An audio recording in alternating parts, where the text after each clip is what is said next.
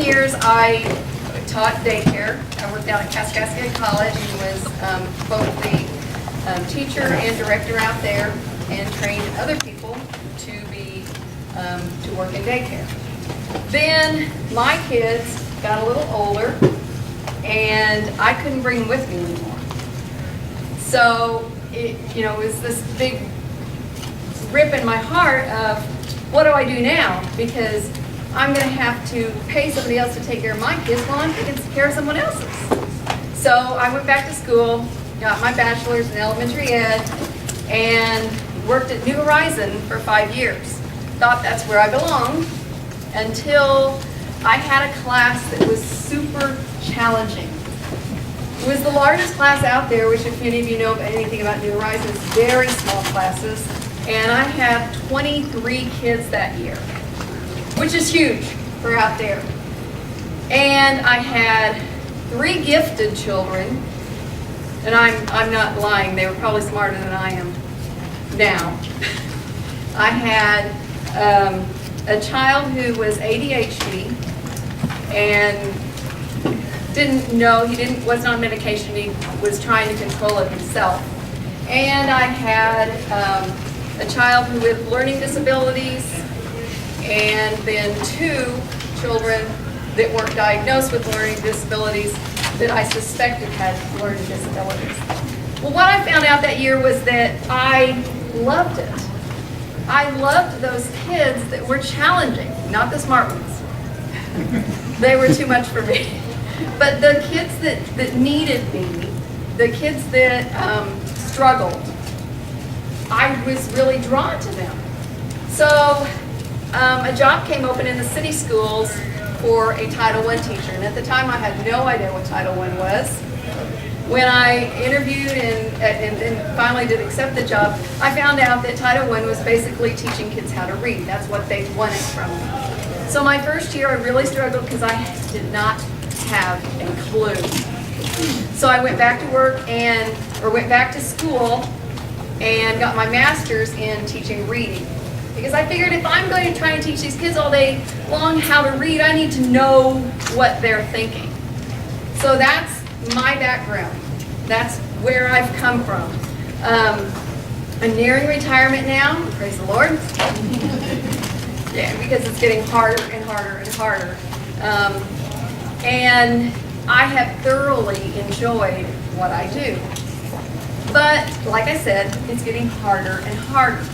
One of the reasons that it's getting harder and harder is in city schools, our children are getting lower and lower and lower. My best guess is about 98, close to 99% of our student body is poverty. A lot of them come from homes that, I don't want to put them down. They don't have any background knowledge. They come in, you ask them, what'd you do this weekend? I mean, they look at you like, what do you mean? Well, did you go outside and play? No. Did you ride your bike? No. Did you play video games? No. They don't do anything. And it's like, well, tell me something about you. Tell me something about your life. And they, like I said, they just don't have any background knowledge. They don't have anyone to read to them. They don't have anything to call their own, so to speak. And more and more and more children are coming to us like that. It's very difficult to teach these children because they don't understand what they don't know. There's this wonderful saying of, you don't know what you don't know until you find out that you know it. Well, that's how these kids are. They don't realize that they don't know all these things. And then here we are with our middle class minds and expectations and thinking, that, oh, well, they ran to St. Louis over the weekend and went to the zoo. No, they've never been to the zoo. Recently, I had a kid who, in the story, there was a river. And there was the word river that he was trying to figure out. Did an excellent job with phonics figuring this word out. Riv. And then he kept saying,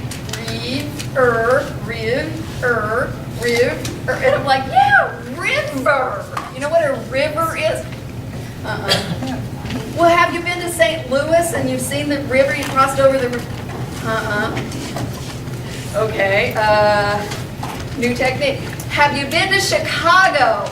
Believe it or not, some of our kids have been to Chicago, not been to St. Louis. Yeah, Milwaukee. Like, okay. So, you've been to Milwaukee. When you went to Chicago, you had to cross over a river to get to, river. But he didn't understand river. He never knew that that was what, and that's what we deal with on a day in, day out basis. So we work really hard to teach these kids. We really, really have to work to teach them how to read. Then what happens? Summer comes. They don't do anything. They don't read anything. They don't have anything to read. No one's going to take them to the library. And they would come back to us in September or August. They had forgotten a large part of what they had read or had learned. So we had to start practically all over again. So that tells you where we were at. I went to a conference about 3 years ago on literacy. And I listened to this man who had done this wonderful study about children in the summertime losing their reading skills. He did a big study and basically sounded exactly like our schools. The low poverty kids, with no one who gives them books, they didn't own anything, blah, blah, blah, blah. Same exact picture. What he did is he started putting books in their hands. Gave them books. These are yours to keep. Mine? I don't have to give them back to you? No, they're yours. What he found was when they returned in the fall, they didn't lose as many skills. They held on to some of their reading skills. The more books that he gave them, the better their reading was when they returned to school in the fall. So I was kind of like, maybe we can try that. Because what we were seeing was probably a 50% drop in our kids whenever in their reading levels when they would come back the next year. The 50% would drop down at least a reading level, maybe 2. So if they left us reading at, say, mid-second grade level, they would come back to us reading at like mid-first grade level, which is like totally, it's horrible. That's horrible. So what I did is I just kind of, like, how can I do this? Kind of threw it all together, started going around to a lot of different places and begged for books. Salvation Army gave me some, Goodwill gave me some, hit up all those places. Started going to meetings like this and asking for either books or money. He said, it doesn't really matter to me. Sorry. It doesn't really matter to me if they're used, whatever. I'll take any books that you have, anything that you can give me. So that was how I got books the first year. I had a huge, I couldn't come up with a really clever name. Sorry. So I just call it my big book giveaway. My principal at the time was Amanda Marshall, and she's like, come on, Carmen, you come up with a better name than that. And I was like, yeah. I'm standing there with the Sentinel guy, and I'm like, I really don't know what else to call it. And if you looked in my room, I had this many tables, plus probably about 2 more rows filled with books, stacks. And every kid in our school went home with, the first round that I let them come in and pick out books, they all took 10 books. Then I told them, I said that if you bring because Amanda had gotten them a box to store their books in, and I said, if you bring the box back tomorrow, you can come back and get more books. I was amazed at how many kids came back with their box. They were like, I get to keep these? Yeah, they're all yours. I don't have to bring them back? No. I have to bring them back next year? No. I can keep them. And one kid says, can I sell them in a yard sale? I really want to say, no, you can't have any. But what I said was, they're yours. Do what you want with them. I would love it if you would read them. I would love it if you would read it to your brothers and sisters. But you want to sell it, you sell it. So that was my first year. It was amazing that next fall, our kids came back and they didn't lose. I can't remember the exact percentages. I used to have it all, and then it got deleted on my computer. But I'm almost certain it was like a 20% over, like 50% before, and then 20% had drop skill, reading skills. So it was like amazing difference. So obviously, we're going to continue this because it worked. So the first year I didn't have much time because I'd gone about this time of year in January to this conference and had from January until May to get all of it together, get all the books. And the thing is, the books that I give the kids, they're at their level. So if they are reading at a beginning third grade level, that's the books they take. And then I'll usually let them take like a couple of books lower and one book higher, so that they have a wide variety. But the books, it's been a proven fact that if the kids read at the level that where their knowledge is, they're going to perform better. So that's why I wanted books in their hands at their own reading level. Not too hard, not too easy, but at their own reading level. So obviously the next year I had a whole year. And I was like, how am I going to do this? Got a whole year, I had to collect books. I can't go back to all these places and beg. Well, I started applying for grants. And the ELTS gave me a wonderful grant. It was totally unexpected. I didn't even know that I had applied for it. All I did is went and spoke with the president, who happened to be a past speech teacher of ours. And I said, if you ever, come across, any money, that you'd be willing to donate to us, we'd love to. He got me a national ELTS grant for $1,500. When I first got it, I'm like, what am I going to do with all this money? I really was like, so I started doing book giveaways monthly. Not just every month, but then I did two big book giveaways one in the year. Like I said, I gave 10 books at the end of the year. I did a Christmas book giveaway and an end of the school book giveaway. And then I would give monthly books. So I started doing everybody's familiar with Book It for Pizza Hut? Okay. So I started doing the thing with Pizza Hut where they earned their books throughout the regular school year. So today happened to be the end of the month, and today was the day they turned in their bookets. So I brought a couple to show you. There's different ones that they do for different grade levels. So like this is a first grade level. You can see it's just beginning, middle, end. They draw pictures.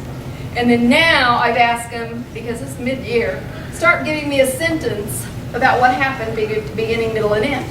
I ask that they have parent signature, but I don't scold them if they don't. And if they do 2 of these, then they get a book.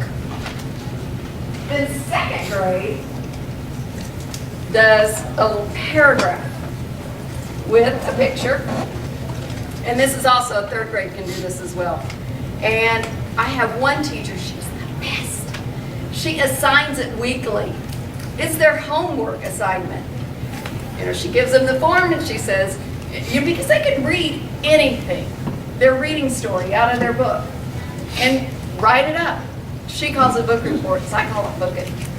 And then she staples stapled it together for me. It's Sandy Becker, if anybody know her. She's wonderful. And then this kid, who is this? Can't read the writing. Oh, I won't tell you who this kid is because this kid is the LD kid. She's a special education student. 2nd grade, and she earned, I'm thinking, 2 books today. She took home 2 books today. But she's special ed and she was able to do this. So they are able to do things. And when they walk out of my room with their books, I set it up at the end of each month like a big store. I have all my books now on rolling carts. That's what I was telling them. I said I bumped my hand between a cart and a shelf today and I really bumped it up. But I was moving my huge book rolling carts, and it's like a store. I have them all level. When they come in, I tell them how many books they get and what level. So they go over. One little boy, his teacher, he must have been in there for 20 minutes. I didn't realize he was in there for so long. But his teacher came by and she was taking her class to the bathroom and she goes, "Is Emmanuel still in there?" And I looked around and there he was in the corner behind him. And I said, "Yeah, he's still shopping." And he was shopping. He got to pick out 2 books. And he wanted the books he wanted. He wasn't going to take just anything. He wanted something special. So I said, "Man, you kind of need to hurry up." So we did, and then he went ahead and left. But they take pride in these books. They know that they're theirs. They know that I am not going to ask for them back, nor is anyone else. They can sell them in a yard sale if they want to. It's theirs to keep. And for a child who comes from poverty, that means a lot to them. So that's the program that I have going.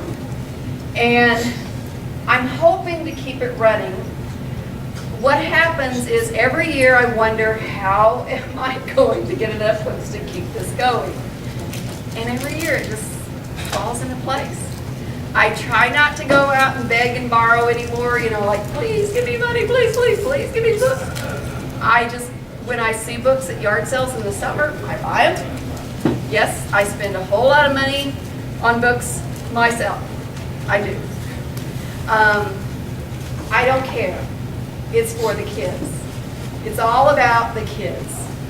To me, if I make a difference, and even 10 kids out of our 100, well, actually we have almost 200. If I make a difference even in 10 kids' life, that's a big deal, So to me, it's worth the money. It's worth the effort. Now, do I tell my husband how much I spend? Do you think I do? No, I'm in charge of the finances and I'm in charge of getting the taxes done, and he doesn't have a clue. And no, I hope he never finds out. So he might not be very happy with me. But anyway, that's my program and that's how it works. And I love what I do, and I thank you very much for inviting me. Now, I did do something. I brought some books, which I had no idea that you were going to have all those books here. But I have some books that I had gotten a grant through a place called First Book. And I ordered books from First Book last year. Got all these books in. By the way, whenever I get tons of books from a place like that, I always share my books with the classroom teachers. So if I have multiple copies of something, I always share with them so that they can have books in their classroom too, because they use books like every day. So these are some examples of the books that I got from First Book. However, I had to get a case. So you're talking like 36 books of this one book. 36 books of that book. And what I found out when I ordered these books, so anybody know her? Yes. Yeah? Okay, I was enchanted with her. I thought it was great. What I found out was she's for little bitty kids. My kids don't like her. And I have 36 books of not one copy, but 2, 3, 4, 5, 6 different books. So, I didn't know you guys had door prizes.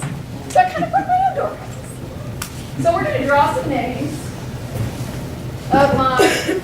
I've got too many of these to give away. And if I draw your name, may I use your jar of names? Is that okay? Oh, these are awesome, by the way.